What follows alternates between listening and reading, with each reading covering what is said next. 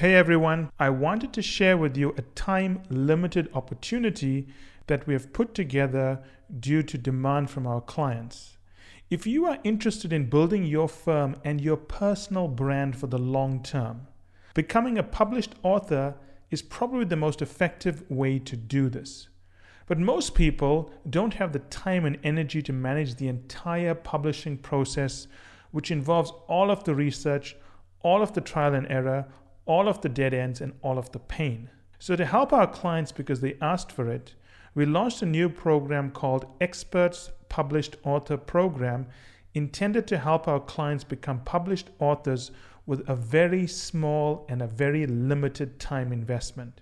In fact, if you write a chapter, we will get you published. Email support@firmsconsulting.com asking for more information about the Experts Published Author Program. The deadline for applications is the end of this week. That's right, the deadline for applications is the end of this week. So if you're thinking about building your personal brand for the future and think of all the benefits that will bring, or if you want to build your personal brand to help your business, now is the time to write to us at support@firmsconsulting.com. Hi everyone, it's Michael here. In today's episode, I want to answer more reader questions about the publishing program. And the next question is, it's expensive. Well, not a question, it's a statement, but presented as a question. So let's unpack that, right? It's a very important thing. Nothing is expensive, really. It's all about what is the return. I've answered the question about return before, so I'm going to answer this question in a different way, equally valid, right? If you buy a car, you can go to a Bentley dealership and spend a minimum entry level $220,000 for a Bentley Continental GT that's without any of the extras, or you can buy a much cheaper car. Now, why would you buy a Bentley when you can buy a cheaper car? One is more expensive. Objectively, it's more expensive. Well, it's more expensive depending on how you look at it. If you just look at the price of the car, yes, maybe it's expensive. But if you know by buying a Bentley and you go to certain meetings in this car, people will think you are successful. And because they think you are successful, they're going to do big deals with you. And because they're going to do those big deals with you, you make more money than you spend on the Bentley. Then the Bentley is actually cheap. Because what you're getting from buying the Bentley versus what you're spending for buying the Bentley, it's quite cheap. So when you look at the cost of the book, you got to look at it relative to what you're getting. Now that's return on investment. I've covered that in a previous episode, but I want to delve into new things about the expensiveness here. If you don't spend the money, what are you going to do with the money? That's opportunity cost, right? So think about it. Okay, you don't spend the money, you kept it in your bank account, but what are you going to do with it? How is your life and how is your career going to dramatically and drastically move forward by keeping the money? You have the money that you've saved, and you get some interest, which is basically nothing if you live in the West today. And if you live in an emerging market and the inflation rate is high, even if your interest rate is high, it's obviously interest rate is not going to exceed inflation, so you're still losing money there. So you're just going to have the money, and that's fine if you just want the money, but how are you solving your career challenges? So when you think about the price of the book, ask yourself this: what am I trying to achieve in my career? And almost all of us are trying to move forward in our careers. And if you're trying to move forward in your careers, it's almost always breaking that chain whereby you're dependent on other people. You want to be able to be the person someone calls upon for the most important work, and you want to be the person clients come to directly. So what are you trying to achieve? Why are you trying to achieve it? And how will not spending the money on the book help you get there? Now, many of you are going to say, well, I can learn some technical skills. That's fine. You can learn some technical skills, but it doesn't change the fact that clients don't know you, and you're still dependent upon your personal network of managers and other people in your company to put you forward for things, and they may be unwilling to put you forward for things unless they know you're an expert. And even if they know you're an expert, sometimes they just don't like you. So it's better if clients come to you directly, right? So when you think about that, I'm going to end up with maybe 2 or 3 very important things. The third one is how you have to look at your career. Your career is basically looks like a normal distribution. So you start up and you start peaking, learning new things, getting big salaries, working with important clients, doing important things in your life, right? You get married, you have babies, your personal life improves because you have money. You know, your personal life is not going to be great if you don't have money. But at a certain point you peak. We all peak.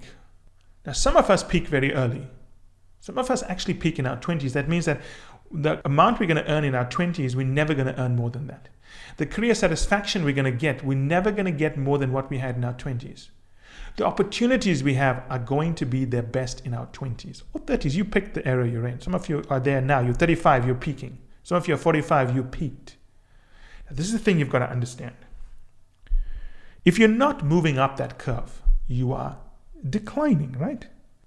Once you start declining in your career, once you start getting the reputation as someone who's past their best, who's not able to do more, can only do one thing, it's very hard to reverse that. Actually, it's practically impossible.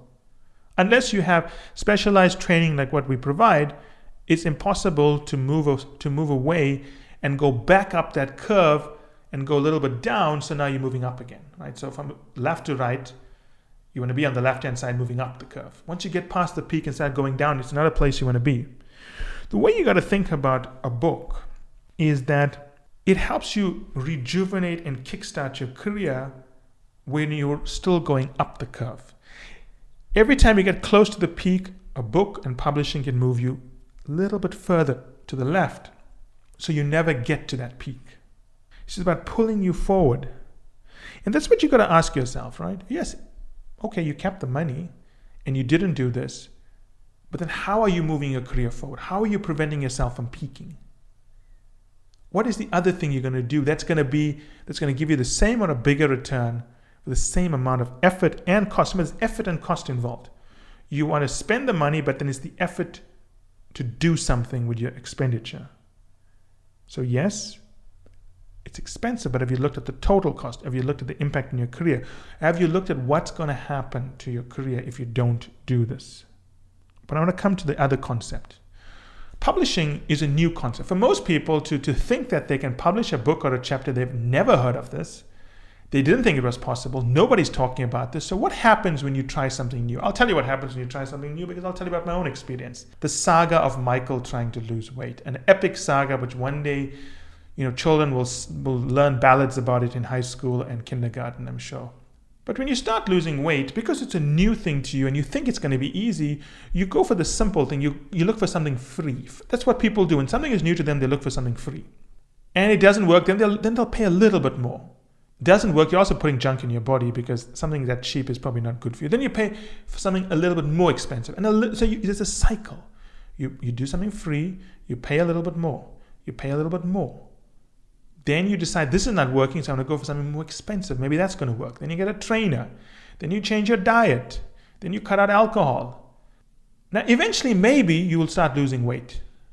But how much time have you lost? So first of all, how much time have you lost by going through this very normal human behavioral process where when something is new, they always want to start with what is free that's going to change my life, versus going to the experts that have done it before and know how to do it and will get the results. One of the things we teach to our executive coaching clients is that if you want to be successful in life, you find people who are successful and copy what they've done.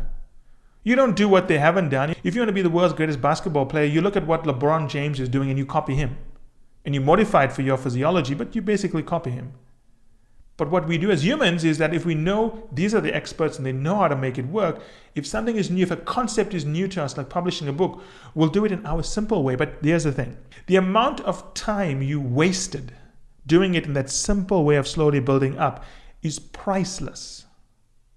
It's worth far more than the cost of doing this. It's the first one. The second thing is that all the bad things you put in your body, all the bad practices that you adopt because you didn't work with the experts, that's a cost attached to that. And finally, if you add up the cost, the actual dollars you spend on all those little things you tried, doing research, that's your time, going to a store to buy it, that's probably going to end up costing more than the investment here. So I want you to think about what is the true cost, what is truly expensive as you think this through. And finally, almost everyone here wants to be an expert. Why do you want to be an expert? Because working with an expert like yourself brings value to clients, right? So if you know that, you got to ask yourself, why is it when you can hire an expert in publishing to move your career forward, you wouldn't do that? Because there you are telling clients to hire you because you're an expert. You're making the case to clients to say, hey, hire me, I'm an expert. But yourself, you're not hiring an expert to do it.